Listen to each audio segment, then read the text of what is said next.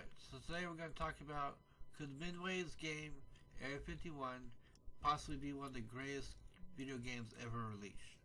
I think so. But let's go over that for a little bit. So, Area 51 was released by Midway Studios in 2005 on the original Xbox and PlayStation 2. So unless you have the original Xbox anymore, you can't really play that game. It was groundbreaking for the time.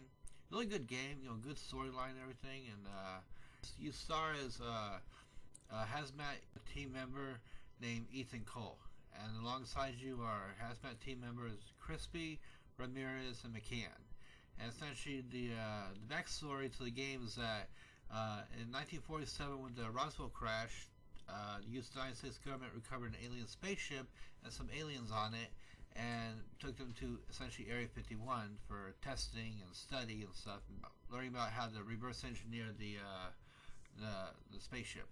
And then along the lines, the Illuminati and the Greys are basically work together with the human scientists in Area 51 for the reverse engineer the spaceship and learn about the alien technology, learn about the aliens' way of life. But unknown to the lead human scientist, Dr. Cray, and most of the human scientists, the Illuminati and the Greys were actually secretly developing a weapon called the Theta.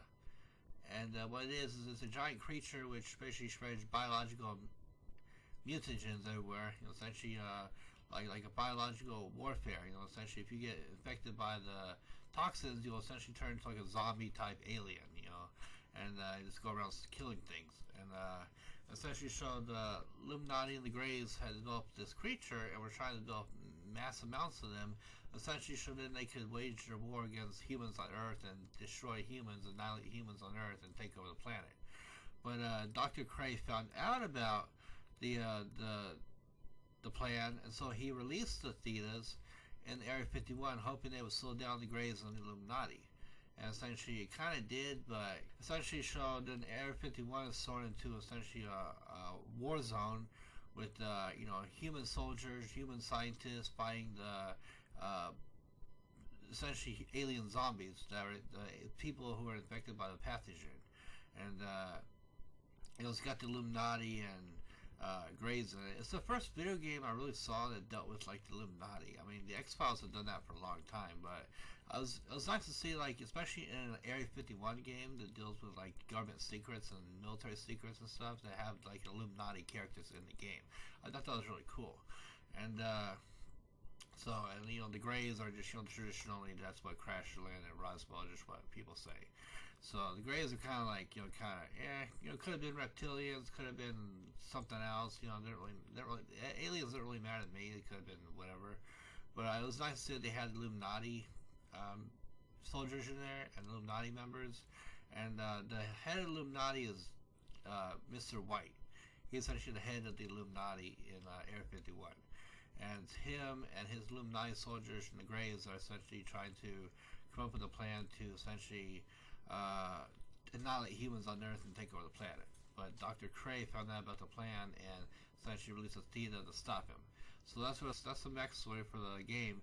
So essentially the game starts when you, Ethan Cole, and your team, Crispy, Ramirez, and McCann, essentially fly into Area 51 as part of a hazmat team, and essentially to neutralize the virus and essentially bring order and stability back to Area 51. And essentially, along the way, your team members one by one get picked off, and then essentially you're the only one that is remaining, and and then you just go on this journey. Then you meet Dr. Cray, and he essentially cleanses you. But what's really cool about this game is that you can switch back and forth from being an infected form to being human form. So essentially, because in the game, Ethan Cole in a level essentially gets infected. Actually, it's cool in the game. I thought that was revolutionary that you can actually switch back and forth between two characters while playing the main character. Also, another landmark or groundbreaking thing about the game is that essentially, like with most games, most first-person shooters, you have to choose between 2 or 3 weapons. You only carry 2 or 3 weapons on you at a time. And then if you run out of ammo, you gotta find more weapons on the battlefield, or like more ammo. But in Area 51, I thought was really awesome was that you can carry an unlimited amount of weapons. Like every single weapon you pick up throughout the game, you can carry. You can carry 25 weapons if you want to. And another cool thing that I thought was groundbreaking was you're able to dual wield the shotgun.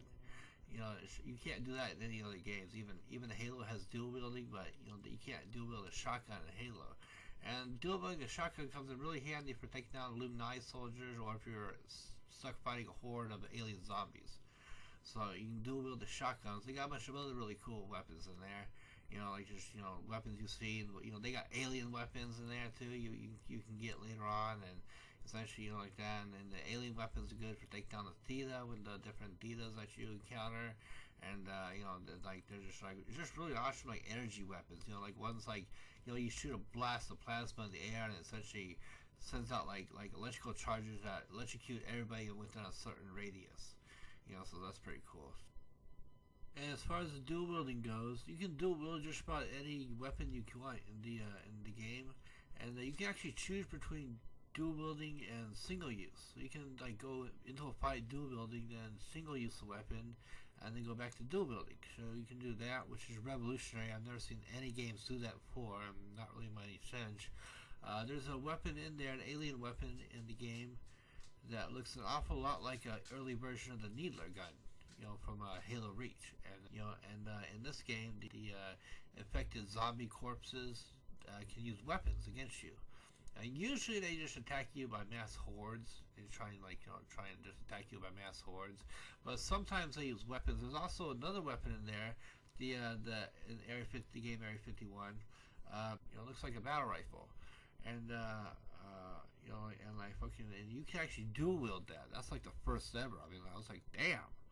You can dual wield the shotgun. You can dual wield the battle rifle. Essentially, you can't. I don't think you can dual wield the sniper rifle and the alien weapons. I don't think you can dual wield a lot of them. But just like that, or just stuff like that. It's just awesome. And it's like a landmark. One of the first of its kind. And so just like that. So pretty much really awesome game. So. And really loved it. Loved every minute of it. It grabs you, pulls you in, and it doesn't let go. And it's kind of like a cliche with early games where you start off the game, they give you a little bit of backstory, leads you up to that point, and and then you go to like a shooting range or something like that, or you test out your skills to make sure that you're able to fire weapons, like that, maybe make sure you know how to fire weapons and what each button does, and all that stuff, and just kind of like a cliche like the early games like that, where they kind of make sure you know everything before you get into the battle. But once you actually get into the battle, it's just non-stop, unrelenting battle. There's a couple of places where you just walk for a while and you're not really anything, but most of it's just battle. And between the Illuminati soldiers, the undead infection forms, and and the Greys and stuff, and there's different levels of Illuminati soldiers, and they get more difficult as you go on.